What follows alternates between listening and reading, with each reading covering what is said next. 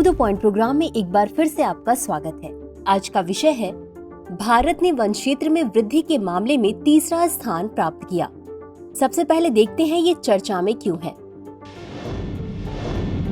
खाद्य एवं कृषि संगठन द्वारा जारी विश्व के वनों की स्थिति 2024 नामक नई रिपोर्ट के अनुसार भारत ने 2010 से 2020 तक सबसे महत्वपूर्ण वन क्षेत्र लाभ वाले शीर्ष 10 देशों में तीसरा स्थान हासिल किया है।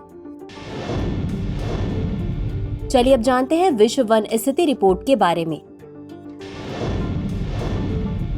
यह प्रमुख प्रकाशन संयुक्त राष्ट्र के खाद्य एवं कृषि संगठन की विश्व की स्थिति श्रृंखला का हिस्सा है।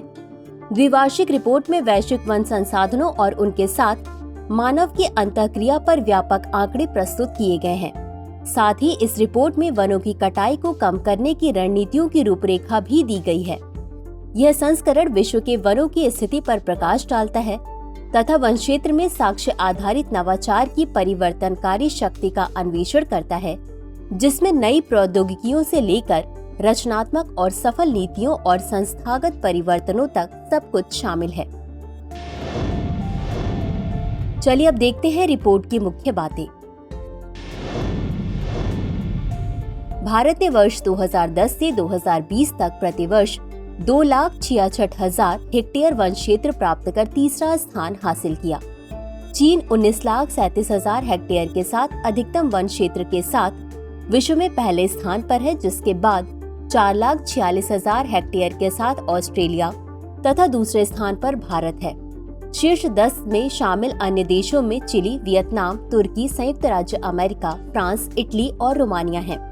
रिपोर्ट में भारत की शरद भूमि को पुनः स्थापित करने तथा नवीन दृष्टिकोणों के माध्यम से कृषि वानिकी का विस्तार करने के प्रयासों की प्रशंसा की गई है। इसमें देश में कृषि वानिकी को बेहतर ढंग से समर्थन देने के उद्देश्य से एक नई राष्ट्रीय नीति का विकास शामिल है। रिपोर्ट में कुछ देशों में वनों की कटाई में उल्लेखनीय कमी पर प्रकाश डाला गया है। उदाहरण के लिए इंडोनेशिया में 2021 से 2022 तक वनों की कटाई में 8.4% की कमी देखी गई, जबकि ब्राजील के अमेज़न में 2023 में वनों की कटाई में 50% की कमी देखी गई।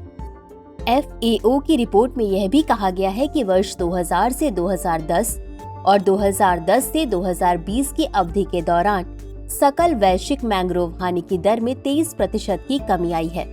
हालांकि FAO ने इस बात पर जोर दिया कि जलवायु परिवर्तन के कारण वनों पर जंगल की आग और कीटों सहित विभिन्न तनाव का खतरा बढ़ रहा है। वर्ष 2021 में जंगली आग के कारण होने वाले कार्बन डाइऑक्साइड उत्सर्जन में बोरियल वनों का योगदान लगभग 1/4 था।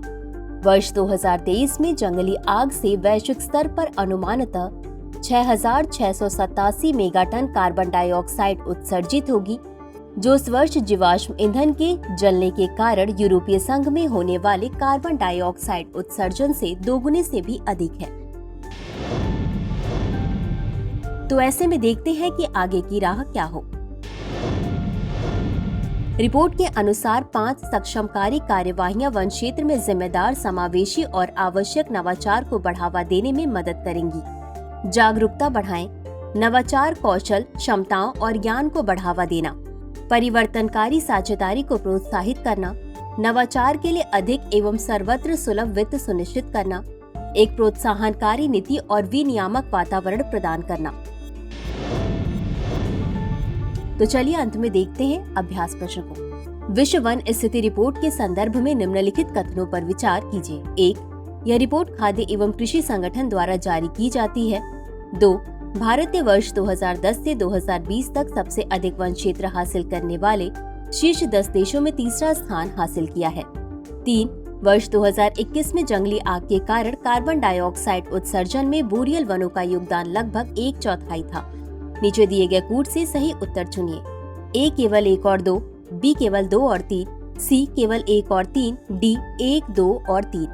इस प्रश्न का उत्तर कमेंट बॉक्स में जरूर दें। आज के लिए बस इतना ही। धन्यवाद।